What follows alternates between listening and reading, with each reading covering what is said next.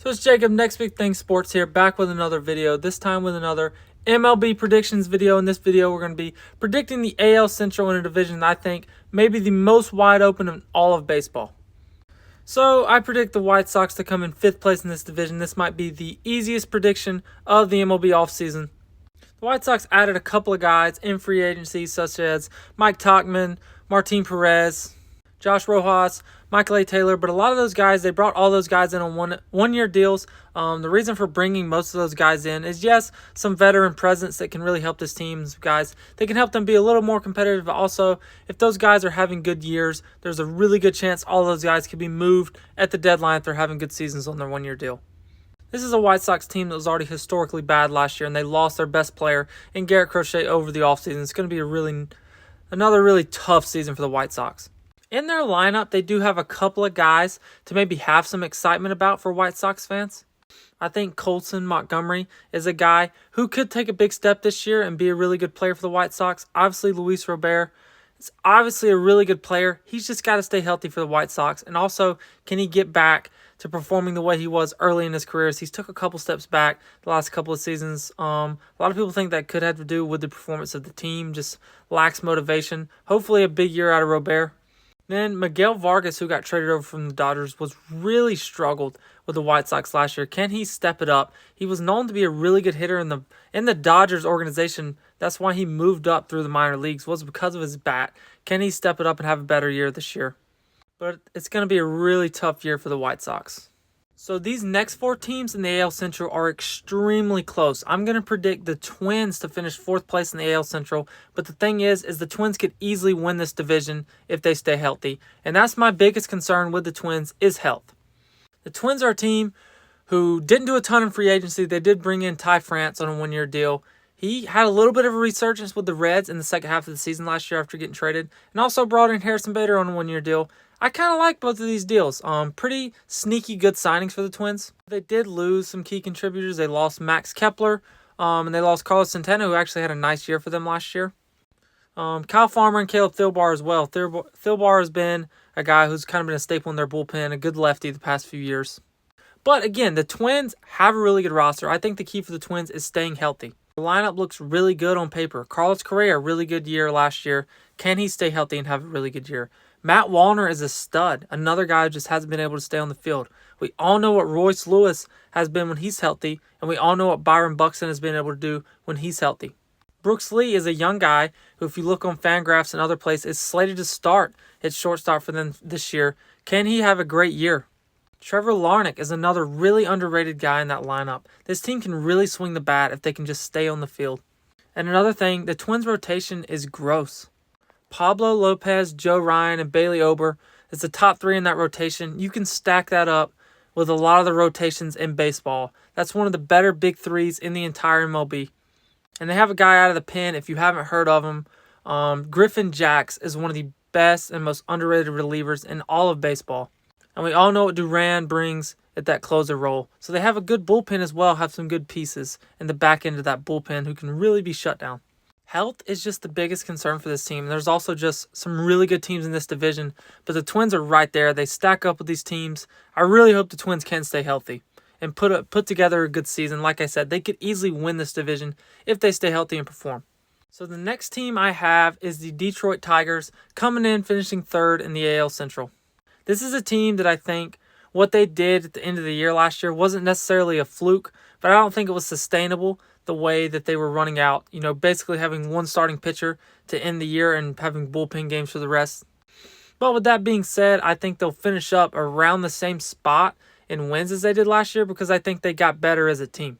The Tigers made some extremely good moves in free agency. You bring in Gleyber Torres on a 1-year deal. He was extremely good in the second half year in the playoffs for the Yankees last year. You bring back Jack Flaherty, who was extremely good after you traded him away last year to the Dodgers on a 2-year deal. You bring in Alex Cobb on a 1-year deal. He was extremely good for my Guardians down the stretch last year. And you bring in Tommy Kahnle and John Brebbia to bolster up that bullpen.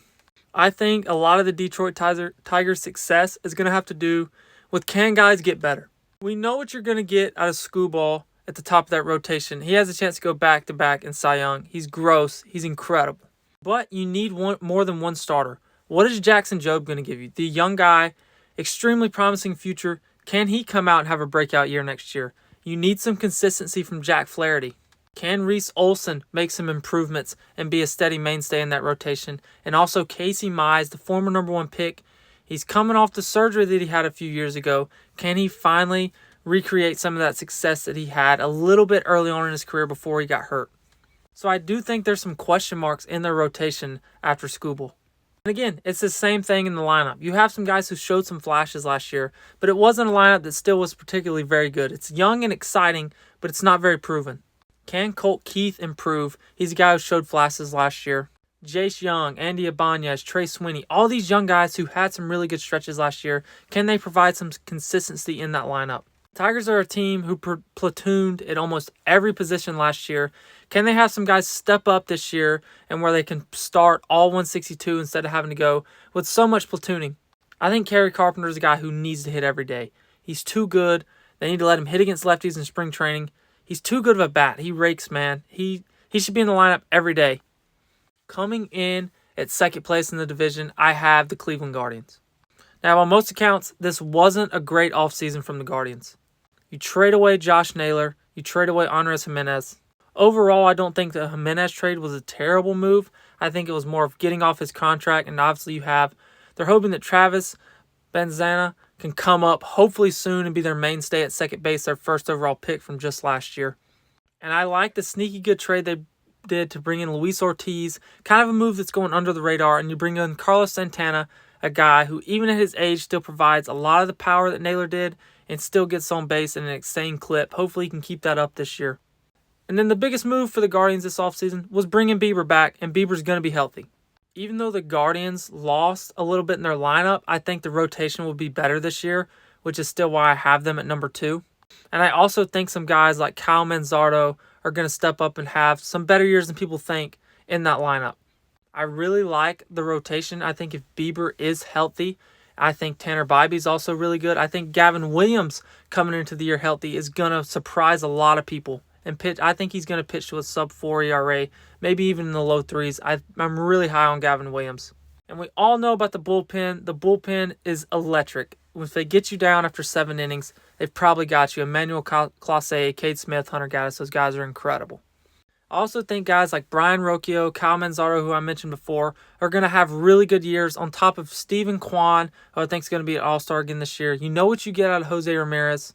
I think they're still a really good team. I still think they're going to make the playoffs this year. Even with not exactly having a great offseason, as a Cleveland fan, we definitely want to see a little more.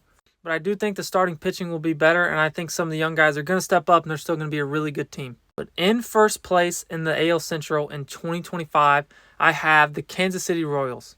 This is a team who's really young. They have great starting pitching, and I think they had a good offseason, and I think they're going to win the division next year.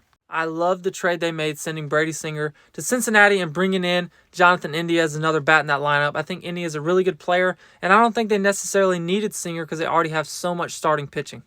Also bring in Carlo Estevez in the bullpen, who's a great player, and you also bring in Joey Weimer on a trade. And you sign Michael Lorenzen to a deal, who has been really good at times for teams over the stretch of the last couple of years as a starter. But I love this starting rotation. I think that's my favorite thing about this team. Michael Wacha, Cole Ragans, Seth Lugo, all of those guys were dominant last year. I expect more of the same this year at the top of their rotation, and I really like this lineup. We all know what we're getting in Bobby Witt. Very well could be the AL MVP next year. He's incredible. I think Jonathan India hitting at the top of that lineup is a big deal for this team. I love Vinny Pasquantino in the middle of that order. I think guys like Michael Massey and MJ Melendez are really underrated and really good players for the Royals. Massey's a guy who took a big jump last year, and I wouldn't be surprised to see more of the same from him this year. And Salvi Perez, he's just been a consistent guy for that team for a decade now. He still has pop. He's still hitting for pretty good average. He still gets on base. He's a great player. And then Hunter Renfroe. Can Hunter Renfroe bounce back? And if he can be the player that he used to be after a little bit of a sluggish year last year, and he comes out and gives the Royals 25 home runs, I think this can be a really good offense, paired with that elite starting pitching that they have and a solid bullpen. Again, I think the signing of Carlos Estevez was one of the more underrated signings of the offseason to bolster that bullpen. But these are my predictions for the AL Central. I think that there's 4 teams that could really win this thing. Please like and subscribe for daily sports videos.